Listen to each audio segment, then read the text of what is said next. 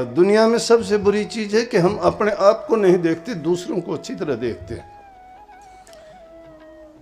उसके गुण नहीं देखते, अवगुण देखते हैं। कोयल को देख के उसकी मीठी वाणी को कोई नहीं, उसके रंग को देख के कहते कोयल काली होती है। समुद्र के जल को खारा जांचते हैं हम, खारा देखते हैं, समुद्र की गहराई को नहीं देखते कि कितना धीर गंभीर है वो, उसको नहीं देखते। तो दूसरे की बुराइयों को तो देखने का प्रयास करते हैं, अच्छाई नहीं देखते। अगर अच्छाई देखें और अच्छाई देखने का प्रयास और प्रयत्न करें तो हमारी जो दृष्टि में विकार आता है वो नहीं आएगा। दृष्टि का विकार ही हमारे विचारों को विकृत रूप देता है, बुराइयों में ले जाता है। तो बात तो दूसरी ओर ना चली जाए, मैं वापस वहां लेके चलता हूं। बुजुर्ग आदमी था, अपने बेटों को कहने लगा, देखो बेटा, हमारा पेशा चोरी करना है, चोरी नहीं करेंगे, हमारा पेशा है ये। लेकिन एक बात बताता हूं कि अपनी जिंदगी में कभी किसी महात्मा का, फकीर का, किसी विचारक का अगर सत्संग होता हो तो उसके पास भी नहीं चले जाना। अगर ऐसा हो भी तो अपने कानों में उंगली दे लेना, कभी मजबूरी हो भी जाए तो उनके वचन ना सुन लेना। क्यों? वो जानते थे कि जमीन उनकी नहीं, जायदाद उनकी नहीं, कोई उनका व्यवसाय उनका नहीं, चोरी करना व्यवसाय है। संतों के पास जाओगे वो तो कहेंगे चोरी ना करो, झूठ ना बोलो, कपट ना करो, धोखा ना करो, अच्छा जीवन बिताओ। तो ये क्या करेंगे? तुम भूखे मर जाएंगे। चिंता है उसको। कहने लगा, बेटा मैं बता देता हूँ, हाँ ये पहचान बताता हूँ, और सुन लो कि अगर तुमने सुन लिया तो उन बातों को मान ना लेना जिंदगी में कभी। मान लोगे तो बर्बाद हो जाओगे। कुछ दिन के बाद में उसका समय था, चला गया। जाने के बाद बेटों ने सोचा कि भाई चलो चोरी करने, करते ही थे। चोरी करने के लिए गए तो क्या देखते हैं कि एक गली में रात के समय में सत्संग हो रहा, और दूसरी गली में चले गए थे। एक था, उसने सोचा अब क्या करूं, मैं इस गली में से गुजरूंगा, सत्संग है। फिर भी सोच लिया कि चलो कानों में उंगली दे लूंगा, पास जाऊंगा जब, मैंने नहीं सुनना। लेकिन जब वो पास गया तो उसको ये तो पता लगना चाहिए ना कि कोई बोल रहा है कि नहीं। तो वहाँ जो महात्मा थे वो उनको उपदेश कर रहे थे। कहने लगे कि देखो भाई, मैं एक बात बताऊं आपको, ये पहचान बताता हूं कि देवताओं की छाया नहीं होती है कभी भी। इतनी बात उसने सुनी, कानों में उंगली दे ली, लेकिन ये बात सुन ली उसने कि देवताओं की छाया नहीं होती। चला गया चोरी करके, और वो अच्छा डाका लग गया उनका, अमीर आदमी के घर चोरी कर ली। चले गए, सुबह को तलाशी पड़ी कि भाई वो चोरी होगी, बहुत बड़ी चोरी हुई है। ढूंढने लगे इधर उधर से। तो पुलिस वालों को सब पता होता है ये कौन कहाँ होते हैं। पुलिस वालों के पास बात गई, कहने लगे ये ऐसी चोरी तो उस गांव में करते हैं, लेकिन बूढ़ा था वो तो गुजर गया, अब और चोरी कौन कर सकता है। गए उनके घर में तो जाके कहने लगे, जो आदमी गलती करता है, चोरी करता है, वो विश्वास दिलाने की लाख कोशिश करता है। कहता मेरे से नेम ले लो, मैं झूठ नहीं बोलता, मैं सच्चा आदमी हूँ। ड्रामे करेगा, रोना शुरू कर देगा, इधर उधर की और बात लगाएगा, गवाह पैदा कर देगा। उससे पूछ लो, उससे पूछ लो, अब मैं नहीं करता।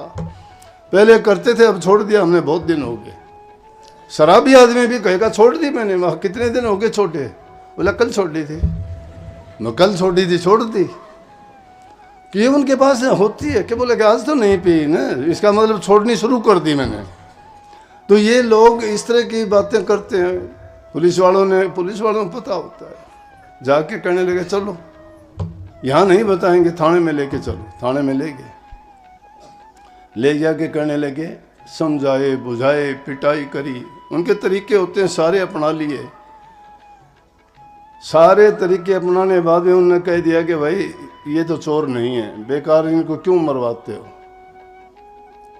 बाद में एक बहुत होशियार औरत थी, वो कहने लगी, इनको तो चोरी की होगी तो मैं बता दूंगी। बोले आप कैसे बता दोगे? बोले ये मेरे ऊपर छोड़ो। बोले ठीक है, अपनी कोशिश करो आप भी।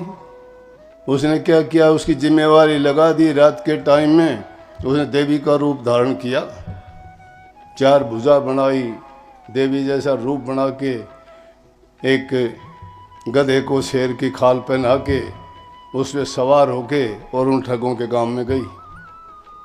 और जाके जब उन्होंने देखा, अब चोर डाकू होते देवी को मानते हैं, उसकी कढ़ाई बोलते हैं, माता तेरा ये करूँगा, माता तेरा वो करूँगा, मेरा डाका अच्छा लगना चाहिए। तो माता को भी इस बुरे काम में वो खींच लेते हैं। अब जब उनके घर में गई, वो दूर से ही सारे के सारे बस मत्थे रगड़ने लगे, ओहो माता ने दर्शन दिए, माता ने दर्शन दिए। और वो पूरे रोबदाब के बाद आशीर्वाद दिए, जीता रहो बेटा, बेटा मैं बहुत नाराज हूँ आपसे। बोले माता क्या कोई गलती होगी हमसे? बोला कि देखो मुझे पता है, तुम बताओ या ना बताओ, चोरी तो तुमने की है, लेकिन सच्ची बता दोगे तो अच्छी बात है, मैं तुम्हें बचा लूंगी। लेकिन अगर झूठ बोलोगे तो माता भी तुम्हारा कुछ सहायता नहीं कर पाएगी।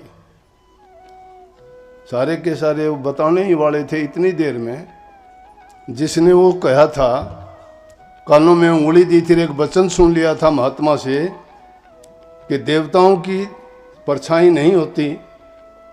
रात का टाइम था, उसने देखा उसकी तो रोशनी में छाई थी।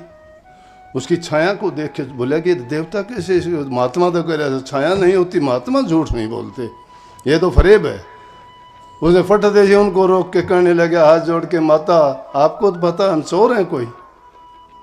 माता के सामने हाथ जोड़ के माता को इतबार दिला दिया। वो जाके कहने लगी कि भाई वो चोर नहीं। जब वो चली गई, बोला भाई तेरी बात का यकीन कैसे हुआ? हम भी तो ये बात कहने, हमें क्यों रोक दिया? बोला कि एक दिन सत्संग की बात थी, उस दिन जिस दिन गए थे सत्संग हो रहा था, और महात्मा ने जो बात कही मैंने एक वचन सुन लिया।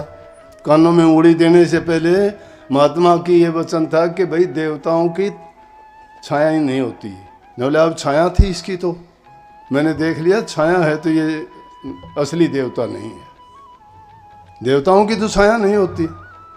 बोले कि धन है भाई, महात्माओं की बातों को तो बचा लिया, आइंदा के लिए चोरी नहीं करेंगे। हम तो महात्माओं के पास जाके उनके वचन सुन के जिंदगी में उनके वचनों को माना करेंगे। तो देखो बात साधारण सी थी, सुनना नहीं चाहता था, बिना सुने भी जिसके कानों में चली गई। और एक ही बात अनजाने में, हम तो रोजाना सत्संग में आते हैं, बड़े गौर से बैठते भी हैं, सुनते भी हैं और गुणने का प्रयास भी करते हैं, जिंदगी में उसको अपनाने की कोशिश करते हैं। लेकिन यहाँ काल और दयाल का झगड़ा है दुनिया में। सच्चे इंसान के साथ में बड़ी विरोधी शक्तियाँ खेल खेलती हैं। ये झूठे को सच्चा बनाने में, धर्मात्मा को पापी बनाने में, उनको उसे रास्ते से डिगाने में, अपने स्वार्थ और अपने हित और अपने लालच को पूरा करने के लिए पता नहीं क्या क्या रच देते हैं।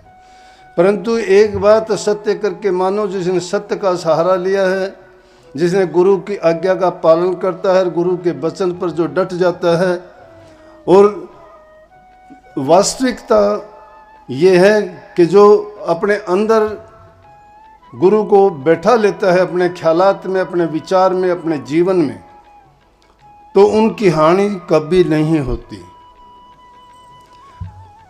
कि बार बार संतों ने चेताया कि जिनके जरना राम नाम की 8 पहर टूटे ना तार, दया गरीबी और बंदगी बनी रहे संतोष बहार, जिनके दिल में दुई नहीं है भवसागर से जाते पार, उनकी हार कभी ना होती वेद शास्त्र रहे पुकार। अरे वेद शास्त्र कौन सी भाषा बोलते हैं? संतों के बताए हुए वचनों का ही संकलन तो है। वो कहते हैं उनकी हानि कभी नहीं हो सकती। प्रभु सबको देखता है, वो किसी से दूर नहीं है। सुनने की बात नहीं है, विचारने की बात है, विचारते नहीं हैं। अनुमान में मत जाया करो, अनुभव किया करो। अनुमान फेल होते हैं हमेशा ही, अनुमान लगाते हैं, लेकिन अनुभव करोगे वो कभी फेल नहीं होता। अनुभव का परिणाम सच्चा होता है, और अनुमान तो अनुमान ही होते हैं। परंतु सच्चे दिल से अगर तुम्हारी तड़फ सच्ची है, तुम्हारे मन के अंदर यकीन और विश्वास तुम्हारा दृढ़ है, तो तुम्हारा इष्ट, तुम्हारा सतगुरु, तुम्हारा मालिक हमेशा तुम्हारे अंग संग रह के तुम्हारे सारे काम करता है।